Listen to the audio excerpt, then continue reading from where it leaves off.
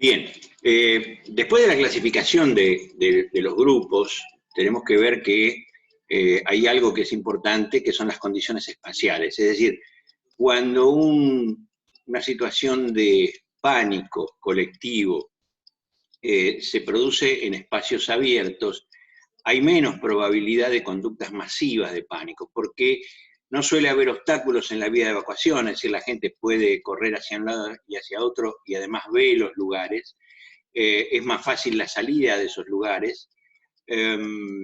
La influencia de una posible invasión del espacio personal es menor porque hay más lugar para moverse.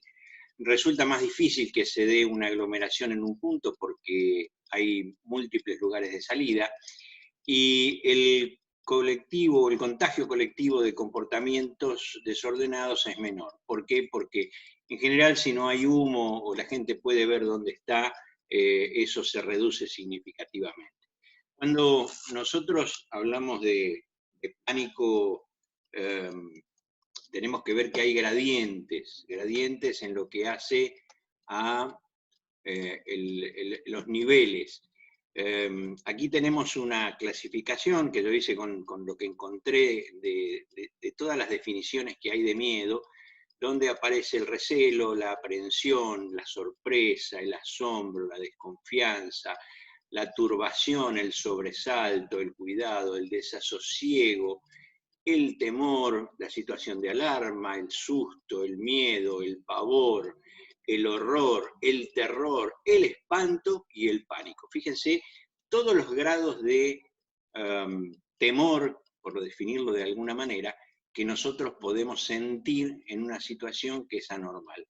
El recelo es cuando suponemos que puede pasar algo, la turbación es cuando algo que ocurrió nos deja descolocados, el desasosiego es cuando yo empiezo a sentir temor, eh, el, el susto es cuando suele ser imprevisto, el miedo es cuando algo yo lo siento a nivel límbico o a nivel de piel, el terror es cuando estoy realmente con muchísimo miedo y el pánico es cuando el descontrol hace que yo entre en una situación que no puedo controlar. En general, eh, nosotros podemos hasta expresar el pánico con las facciones de la cara.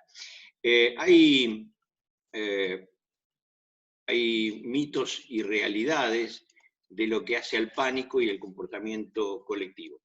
Hay una imagen popular predominante de cómo la gente reacciona durante un desastre. La idea general es que los seres humanos no respondemos bien a situaciones de tensión. Se da por hecho que los individuos, especialmente en un momento de emergencia, van a estar aterrorizados y que actuarán irracionalmente. Esto es lo que genéricamente se conoce. Lo vemos en las películas, lo vemos en las series, lo vemos en un montón de situaciones. También se supone que van a estar aturdidos y que no van a ser capaces de cuidar de sí mismos. Se cree que se comportarán en forma antisocial, es decir, a salvarse a cualquier precio, que estarán emocionalmente traumatizados o psicológicamente incapacitados y que reaccionarán en forma egoísta y egocéntrica durante e inmediatamente después de la amenaza del desastre. No siempre es así, por eso esto del pánico es un tema muy delicado a tratar. Los problemas se producen cuando aparecen situaciones como lo que se llaman las mareas humanas, es decir, un grupo de gente que quiere entrar a un recital o que quiere entrar a un partido de fútbol o que están en un lugar y ocurre algo, cuando lo vemos en los atentados a veces, que la gente corre irracionalmente, inclusive hacia el lugar donde ocurrió porque no sabe qué pasó y se desorientan fácilmente. Sin embargo, hay una palabra que tiende a estar asociada con el comportamiento durante los desastres, que es la palabra pánico. Evidentemente, el término se puede referir a varias cosas. Recién vimos que hay un gradiente infinito de posibilidades y de niveles de miedo, de pánico. Si lo que se refiere a la probabilidad es que la mayoría de los seres humanos se ven envueltos en desastres, estarán asustados y espantados. Esta es la percepción correcta. Es decir, la gente a lo que le tiene miedo es, primero, a que no sabe qué pasa, segundo, a que no sabe cómo se va a salvar, tercero, que no sabe cómo va a salir. Entonces, esas tres situaciones comienzan a producir algún efecto que, en el caso de las mareas humanas, si hay alguien, no sé, hiciera explotar una pirotecnia o algo, la gente correría y al correr podría aplastar a otra gente, y así es como se ocurren las situaciones. En el caso de las mareas humanas, nosotros sabemos que hay muchísimos casos donde la gente por salir pisotea, vuelca, cae. En un edificio, en un edificio de incendio, incendiado, nosotros podemos tener la probabilidad que al bajar por las escaleras alguien tropiece, y cuando tropieza, todos los que vienen atrás tropiezan con él, se caen, y aparece una especie de ensalada de gente que se está lastimando porque eso no se pudo controlar. Dijimos en otra unidad que una de las cosas para que salga bien y que nadie se haya lastimado en una evacuación es practicar la evacuación, o sea, que la gente esté entrenada. El entrenamiento es fundamental para el control del pánico. El término pánico es extremadamente extraño. Si no existiesen los desastres colectivos, las víctimas pueden estar inquietas y asustadas, pero esto no quiere decir que van a actuar sin pensar, o sea, irracionalmente o impulsivamente. El pánico es raro o es infrecuente, sin embargo, sería bueno reflexionar sobre qué características tiene el pánico. Todo ser humano ante una situación de peligro real o imaginaria responde con miedo. La pregunta es, ¿cuánto miedo? Hay quienes reaccionan tranquilamente, hay quienes entran en pánico, hay quienes enloquecen, y todos tenemos distintos grados de reacción frente a una situación de peligro. Sin embargo, hay una respuesta que es biológicamente congénita, está metida en nuestros genes y nos protege como especie y ha permitido nuestra sobrevivencia. El pánico nos da la sensación de cómo protegernos. Si nosotros estamos en la selva y se nos presenta un tigre, nos subimos a un árbol. Bueno, eso es un mecanismo de defensa frente al miedo pavoroso, al pánico.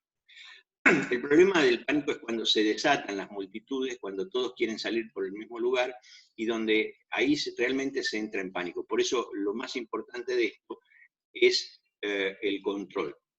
Genéricamente se presenta el pánico cuando una persona se siente que está atrapada, que es imposible escapar, o que efectivamente las vías de escape se encuentran cerradas o que están colapsadas.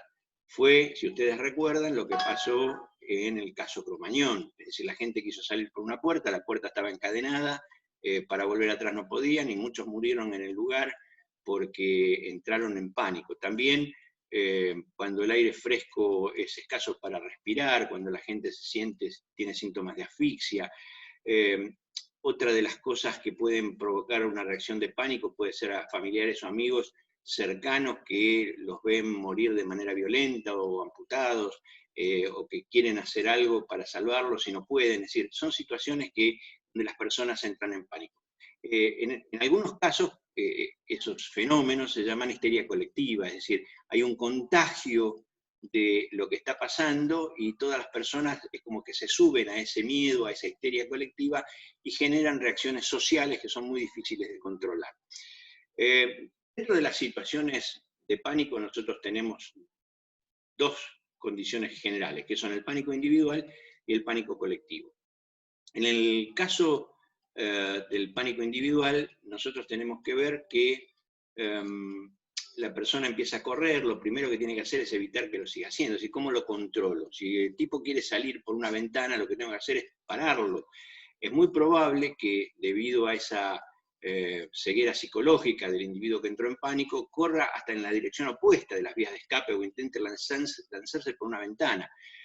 Para conseguir esto es bueno que pida ayuda a otra persona, no intente detenerlo solo el brigadista, porque una presa de pánico tiene una gran fuerza física, está descontrolado, es muy difícil manejarlo, y hay que tratar de resistir la agresión física, porque el tipo quiere salir, quiere escapar, te empuja, te puede arrastrar, te puede golpear.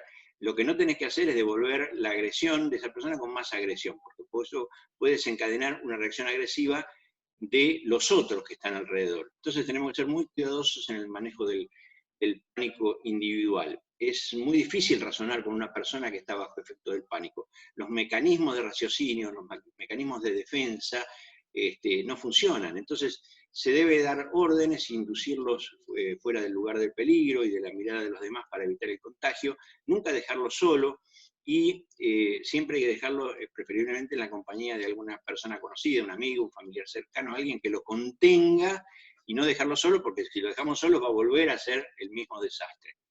El problema del pánico es que no sabes hasta dónde llega. Hay personas que, la estadística dice que dentro de un grupo humano, en una situación de pánico, hay un 5% que se paraliza, un 5% que asume el rol de conductores, y el otro 90% sigue a ese conductor. Es decir, son reacciones humanas normales, y estos testeos se pueden hacer con estudios importantes, pero se han hecho, y básicamente esta es la conclusión.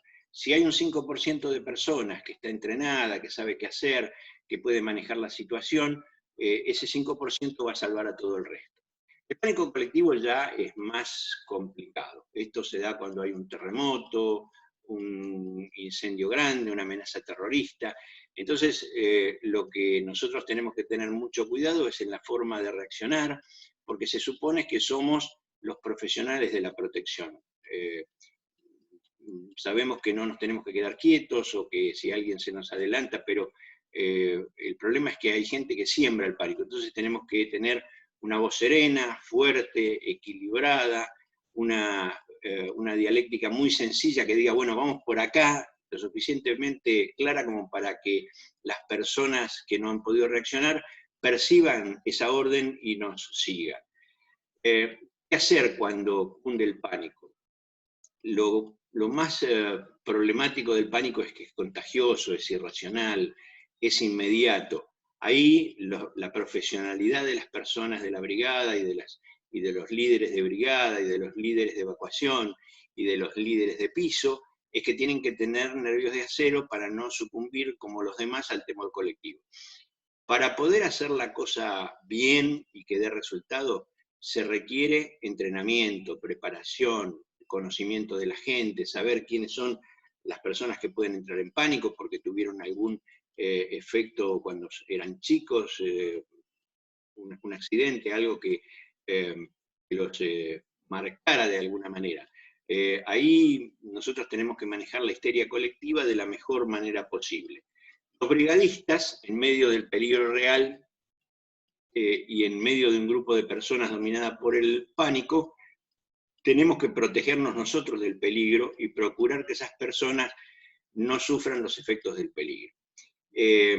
Cuando nosotros queremos parar una estampida de gente, es muy peligroso colocarse delante de ellos porque te pasan por encima. Entonces, lo que nosotros tenemos que hacer es tratar de calmarnos y al mismo tiempo calmar a los demás, y la mayoría se tranquilizará y empezará a preocuparse por la situación. Ahí nosotros podríamos decir que el pánico se terminó. Cuando hay alguien que dirige la situación, cuando hay alguien que calma al grupo, cuando hay alguien que idealiza la forma la forma correcta de hacer la evacuación. Las personas y los seres humanos en general entran en pánico a veces por cosas que son insólitas. Hay una célebre transmisión de 1938 donde Orson Welles transmite por radio un libro, una novela que se llamó La Guerra de los Mundos. Muy bien, la transmitieron tan bien que los oyentes pensaron que los Estados Unidos estaban realmente bajo una invasión extraterrestre, se ocasionaron muchos disturbios, e incluso hubo gente que se suicidó. Esto les da una idea de cómo la histeria colectiva puede entrar por muchos canales diferentes. Hoy hay muchas situaciones que le llaman lavado del cerebro, pero nosotros tenemos que tener en cuenta que las formas de comportamiento humano en los desastres pueden ser infinitas. En este caso, una voz autoritaria, una voz serena, con instrucciones concretas, con un distintivo como el de las brigadas, por eso hablábamos de identificarlo de alguna manera, suficiente para poder hacer que el colectivo de personas ante una emergencia acate las medidas de seguridad. No obstante, esto no siempre es así, dependerá de algún tipo de emergencia, del desastre que se trate, de la hora que se produce, la forma, el tiempo que se tarda en llegar la ayuda, es decir, hay un montón de variables que nos pueden producir algún tipo de reacción. Las reacciones normales que tiene la gente frente a situaciones de pánico puede ser el castañeteo de dientes, sudoración, náuseas, mareos, hasta risas nerviosas, llantos desgarradores. Es decir, cuando aparece alguna de estas situaciones o alguno de estos síntomas, esas personas deberán evacuarse inmediatamente a un centro hospitalario. Para enfrentar con una multitud no hay que dejarse dominar por las emociones, porque estas emociones son tremendamente contagiosas. Hay que intentar separar a los que parecen líderes y hay que aparentar estar como ellos, es decir, llamar la atención para que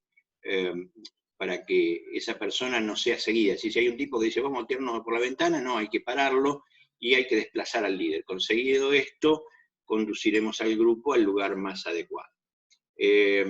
Llevar un uniforme o distintivo del brigadista puede presentar una ventaja o una desventaja. La ventaja es que nos da cierto estatus y nos pone en una situación de que somos más profesionales. La desventaja es que, por ser irracional, el pánico puede hacer que se vea en nosotros los causantes del desastre, por pura asociación ilógica de ideas. Es decir, que hay un montón de situaciones. Por último, los primeros auxilios psicológicos. Tenemos que aceptar que toda persona tiene sus propios sentimientos y reacciona de formas diferentes. Hay limitaciones del accidentado que las tenemos que tomar como reales. Si hay una persona que tiene una fractura, no podemos decirle, no es nada, venís, vamos que te llevo. Hay que evaluar la capacidad del accidentado tan exacta y rápidamente como sea posible, y hay que aceptar tus propias limitaciones para ayudar a otras personas. Uno no es Superman, es una persona que tiene miedos, tiene sentimientos y tiene situaciones que son absolutamente personales.